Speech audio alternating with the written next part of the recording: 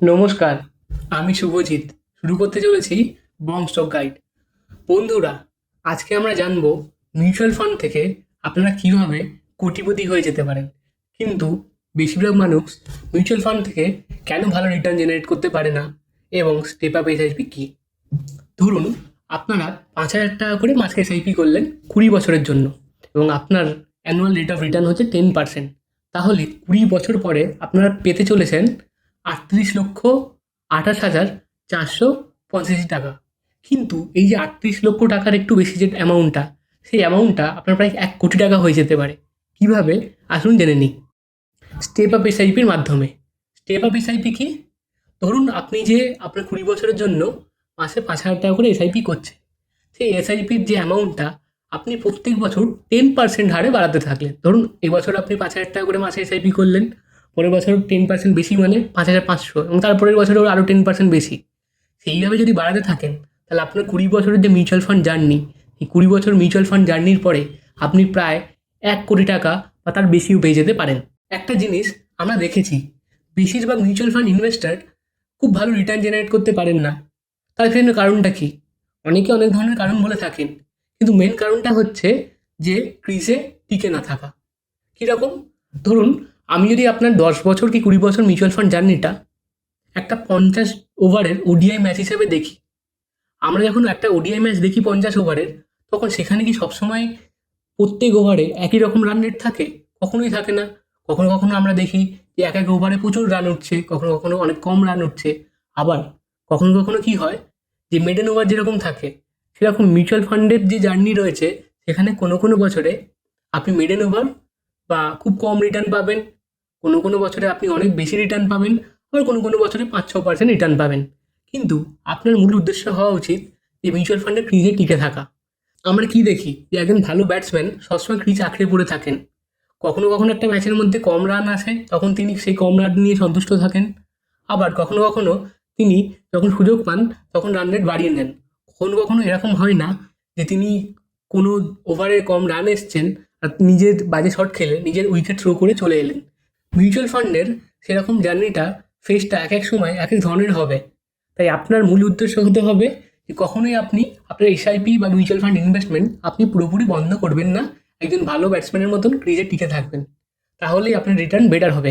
এবার একটা খুব ইম্পর্টেন্ট টপিক নিয়ে আমরা আলোচনা করতে চলেছি, যেটা হচ্ছে মিউচুয়াল ফান্ড থেকে কখন আপনার ইনভেস্টমেন্ট অ্যামাউন্ট আপনি রিডিম করে নিতে পারেন বা তুলে নিতে পারেন। মিউচুয়াল ফান্ডে যখন আমরা ইনভেস্ট করি, তখন শুধুমাত্র যে আমাদের ইনভেস্টমেন্ট অ্যামাউন্ট বা টাকা সেটা বাড়ানোর জন্য ইনভেস্ট করি না। আমাদের বেশিরভাগ মানুষেরই কোনো না কোনো গোল থাকে, যে গোলের জন্য আমরা মিউচুয়াল ফান্ডে ইনভেস্ট করি। কারো গাড়ি কেনার থাকে, কারো বাড়ি কেনার থাকে, কারো রিটায়ারমেন্ট পারপাস দরকার থাকে, বা কারোর সন্তানের হাই স্টাডিজের জন্য দরকার থাকে। এক একজনের এক এক ধরনের গোল হয়, এবং আলাদা আলাদা গোলের জন্য আলাদা আলাদা এসআইপি থাকে, এবং তার ডিউরেশনও আলাদা হয়। এবার দেখে নিই যে কোন কোন ক্ষেত্রে আমরা আমাদের মিউচুয়াল ফান্ড রিডিম করতে পারি বা আমাদের মিউচুয়াল ফান্ডের টাকা আমরা তুলে নিতে পারি। এক্সাম্পল 1, ধরুন আপনার একটা গাড়ি কেনার রয়েছে 10 বছর পরে। 10 বছর গোল রেখে আপনি মিউচুয়াল ফান্ডে ইনভেস্ট করা শুরু করলেন, কিন্তু আপনি দেখছেন 8 নম্বর বছরে আপনার যে গোল এবং সেই গোল ফুলফিল করার জন্য যে টাকাটা ছিল সেটা চলে এসছে। তাহলে এবার আপনি কি করবেন? যেহেতু আপনার গোলটা 8 নম্বর বছরে ফুলফিল হয়ে এসেছে, সেই কারণে আপনার উচিত যে সেই টাকাটাকে রিডিম করে নেওয়া। এবার এক্সাম্পল 2, ধরুন আপনার ছেলেমেয়ের হায়ার স্টাডিজের জন্য আপনি 15 বছরের একটা এসআইপি করেছেন। এবার দেখা গেল 12 বা 13 নম্বর বছরে আপনার যা দরকার ছিল টাকাটা আপনার ছেলেমেয়ের হায়ার স্টাডিজের জন্য, আপনি দেখছেন আপনার সেই টাকাটা চলে এসছে। আপনারও এই সিচুয়েশনে সেই টাকাটাকে ফেলে না রেখে আপনার উচিত সেই 12 বা 13 নম্বর বছরে পুরো টাকাটাকে রিডিম করে নেওয়া।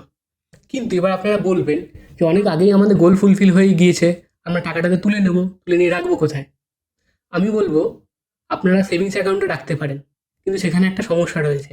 সেভিংস অ্যাকাউন্টে যে ইন্টারেস্ট থাকে সেটা খুব কম, 3 বা 4%-এর আশেপাশে ইন্টারেস্ট থাকে, এটা ইনফ্লেশনকেও বিট করতে পারে না। আপনার জন্য বেস্ট হবে আপনার যে ব্যাংকে অ্যাকাউন্ট রয়েছে সেই ব্যাংকে এফডি করা। সেখানে আপনি অন্তত 6-7% একটা রিটার্ন পাবেন, বা আপনার গোলের যেহেতু অ্যামাউন্টটা পূরণ হয়ে গিয়েছে তার উপরে যদি একটা কিছু এক্সট্রা অ্যামাউন্ট আপনি পেয়ে যেতে পারেন, এটা আপনার পক্ষে অনেক বেটার হবে। টোটাল দুটো এক্সাম্পল দিয়ে আপনাদের বোঝালাম যে আপনাদের যদি গোল পূরণ হয়ে গিয়ে থাকে তখন আপনারা কী করবেন। এবার আসা যাক সেই সমস্ত ইনভেস্টারদের কাছে যারা মিউচুয়াল ফান্ডে ইনভেস্ট করেন নিজের যে ইনভেস্টমেন্ট অ্যামাউন্ট সেটাকে গ্রো করার জন্য, তাদের সেরকম কোনো গোল থাকে না যে বাড়ি কেনার জন্য বা গাড়ি কেনার জন্য বা হাই স্টাডিজের জন্য। তারা আসছে, তাদের কাছে প্রচুর ভালো অ্যামাউন্ট টাকা থাকে, সেটা তারা জাস্ট গ্রো করতে চায়। তাদের জন্য আমি বলবো যে তারা যখন দেখবেন যে 10 থেকে 15 কি 20 বছরের পরে আপনাদের ইনভেস্টমেন্ট অ্যামাউন্টটা অনেকটা বেশি হয়ে গিয়েছে এবং আপনারা যা রিটার্ন চাইছিলেন সেটা বা তার চেয়ে বেশি পেয়ে গিয়েছেন, তখন মাঝে সাঝে আপনারা কী করতে পারেন, আপনার টোটাল যে অ্যামাউন্ট তার 5 to 10% আপনারা রিডিম করে নিতে পারেন। এবং যখন দেখবেন যে মার্কেটে অনেকটা লো চলছে, তখন আবার সেই টাকাকে ইনভেস্ট করতে পারেন, বা আপনার যে এক্সট্রা টাকাটা সেখান থেকে বের করলেন 5 to 10% আপনার টোটাল অ্যামাউন্টের জন্য, সেটা আপনি চাইলে আপনি নিজের কোনো কাজেও লাগাতে পারেন, অন্য কোথাও ইনভেস্ট করতে পারেন বা মিউচুয়াল ফান্ডের ইনভেস্ট জন্য রাখতে পারেন। ভিডিওটি দেখার জন্য ধন্যবাদ। আপনাদের সাথে দেখা হচ্ছে পরের ভিডিওতে।